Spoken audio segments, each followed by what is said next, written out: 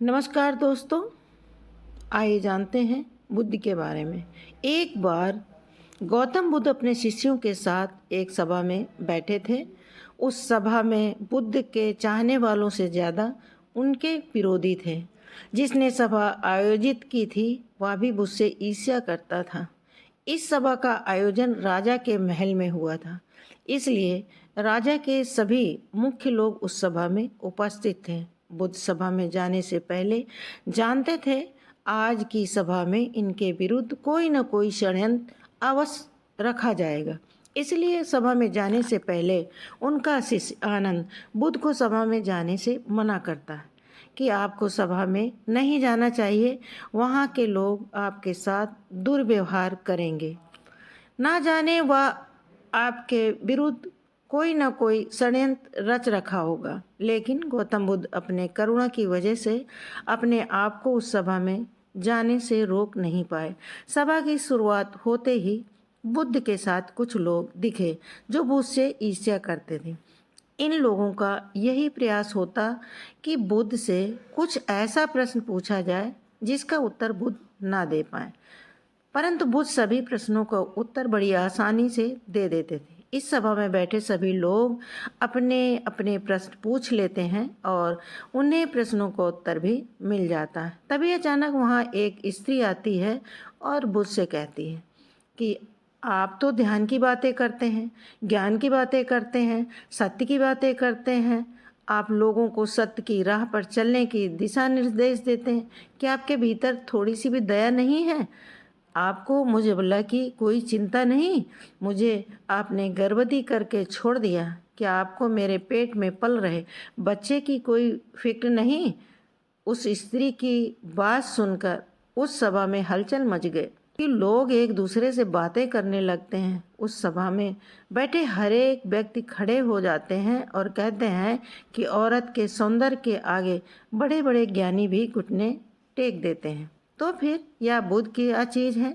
उसे में कोई और खड़ा होता है और बोलता है कि हमें बुद्ध से उम्मीद नहीं थी कि बुद्ध इतना भी नीचे गिर सकता है। इसी तरह सभी लोग खड़े होकर बुद्ध को भला बुरा कहते हैं, बिना सत्य को जाने ही कि सत्य क्या है बुद्ध को भला बुरा कहने लगते हैं।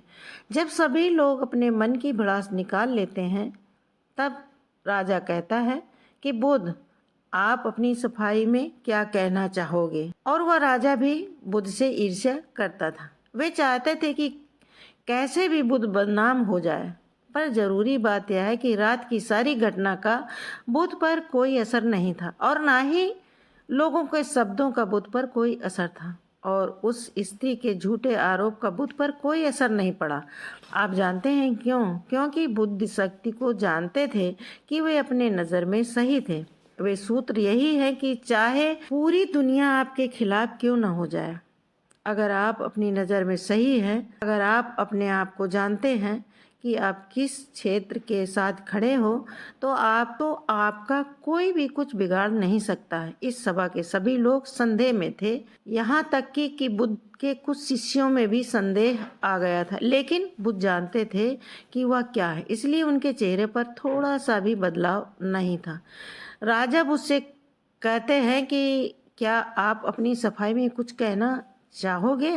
बुद्ध उस स्त्री से कहते हैं, पुत्री, इस पूरे ब्रह्मांड में केवल दो ही लोग इस सत्य को जानते हैं कि तुम सत्य कह रही हो या सत्य की। इससे पहले कि बुद्ध कुछ कहते, वह स्त्री बुद्ध से अपनी नजरें चुराने लगी। असत्य का सहारा लेने के कारण ही अपने भीतर डर का बीज बो रहे हो कि अब यह बीज जैसे जैसे वृक्ष बने वैसे वैसे आपकी समस्या बढ़ती जाएगी।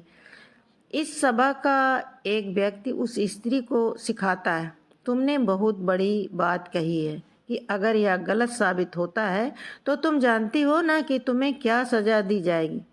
उस व्यक्ति की बात सुनकर उस स्त्री के हाथ पैर कांपने लगते हैं और वह तेजी से वहां से दौड़ने लगती है। तेजी से भागने के कारण उस स्त्री ने अपने पेट में जो भी गठरी बांध रखी थी वह जमीन पर गिर जाती है और सच्चाई सबके सामने आ जाती है कि स्त्री ने अपने पेट पर गठरी इस तरह बांध रखी थी जैसे लग रहा था कि वह गर्भवती है। राजा उसी समय उस स्त्री को बंदी बनाने का आदेश देता है, लेकिन बुद्ध के कहने पर उस स्त्री को क्षमा कर दिया जाता है कि एक बात हमेशा याद रखिए, आपका धैर्य और आपको अपनी ही नज़रों में सही होना आपको बड़ी से बड़ी समस्याओं से बचा सकता है। इस बात पर फ़र्क नहीं पड़ता कि कितने लोग आपके खिलाफ हैं, फ़र्क इस बात से पड़ता है कि आप अपने साथ हैं। तो दोस्तों, आशा करती हूँ कि गौतम बुद्ध की किन बातों को अपने जीवन में अपन करेंगे। वीडियो अच्छी लगी तो हमारे चैनल को लाइक कीजिए, सब्सक्राइब कीजिए, शेयर कीजिए, सपोर्ट कीजिए। मिलते हैं अगले वीडियो में। जय हिंद।